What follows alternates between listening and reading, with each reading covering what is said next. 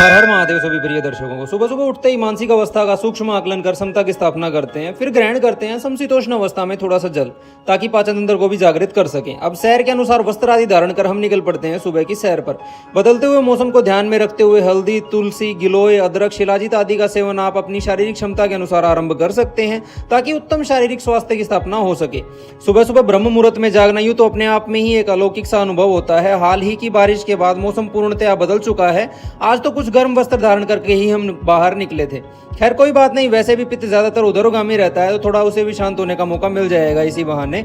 सुबह का ये खुशनुमा माहौल मानो अंतरात्मा को हर पल स्पर्श कर रहा हो। अब सुबह ये 10-12 हजार कदमों की सैर पूरे दिन शारीरिक ऊर्जा के वेग को उसके चरम पर रखती है। सैर पूरी हो चुकी थी तो जल्दी से आप पहुंचते हैं घर, जहां अक्सर हमारा इंतजार करते हुए मिलते हैं प्यारे पेड़ पौधे। अब उनके साथ कुछ मेलजोल बढ़ाकर हम शुरू करते हैं ध्यान स्थापना, जो कि उत्तम मानसिकता का प्रभुत्व शरीर पर स्थापित करने में हमारी सहायता करती है। अब सीधा नहा धोकर खुद को भगवान शिव के चरणों में अर्पित कर देते हैं, क्योंकि अपने अलावा हमारे पास कुछ ऐसा नहीं है जो हम भगवान को भेंट कर सकें। अब खोल देते हैं अपना अस्पताल और शुरू हो जाता है हमारे भोजन की तैयारी का सिलसिला।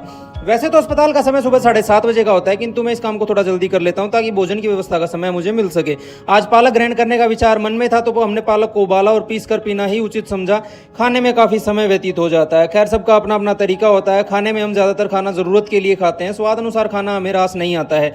साथ ही फोन पर परामर्श का सिलसिला भी आरंभ हो जाता है, जो काफी लंबा चलता है। अब दोपहर में अस्पताल की छुट्टी का समय हो चला था और इस काम से मुक्त हो जाते हैं जल्दी से, ताकि मानसिक थकावट से थोड़ी सी निजात मिल सके। शाम को उठते ही सबसे पहले थोड़ी अदरक वाली चाय पीने की इच्छा मन में जागृत होती है। ध्यान रहती है यदि आप अधिक चाय का सेवन करते हैं तो कोशिश कीजिए उसे बिना मीठे के ही पिएं, ताकि नुकसान से थोड़ा बचाव हो सके। अब फिर से शुरू होता है फोन पर परामर्श का सिलसिला, जो काफी लंबा चलता है। शाम को बहुत ही हल्के भोजन की इच्छा मन में थी, क्योंकि इस समय भोजन सोते समय होने के कारण बेचैनी का नुता बन जाता है। तो पहले जांच करते हैं कि खाने तो हमारे पास विकल्प में क्या क्या मौजूद है।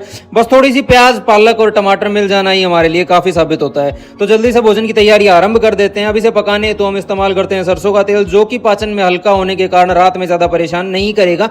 बस इसकी प्रकृति थोड़ी सी उष्ण होती है, अतः पित्त प्रकृति वाले लोग के इस्तेमाल में सावधानी बरतें। अब खाना बना रहे थे तो प्यारी बहन को भी न्योता भेज देते हैं। वो भी इस समय तक अपने काम से मुक्त हो चुकी होती है। अब वो हमारे लिए बना लाती है मूंग दाल के चीले, जो काफी स्वादिष्ट थे। रात का भोजन हो चुका था, तो अब बारी थी अगले दिन की भोजन की व्यवस्था हेतु खरीदारी की। अब हमारी बहन को भी अपने लिए सब्जियां आदि खरीदनी थी और हमें भी खरीदना था घर का सामान, तो हम बाजार की ओर निकल जाते हैं। सब्जी वाले भाई साहब के यहाँ आज हमें निराशा ही हाथ लगने वाली थी, क्योंकि शायद हमें आने में कुछ देर हो चुकी थी, सब्जियां खत्म हो चुकी थी। अतः निकल जाते हैं दूसरी सब्जी वाले की दुकान पर। यहाँ भी हमें पालक नहीं मिलती है। अब आप भी व्याकुल हो रहे होंगे कि मैं पालक पर इतना जोर क्यों दे रहा हूं। तो यह एक खनिज तत्वों से भरपूर आहार है।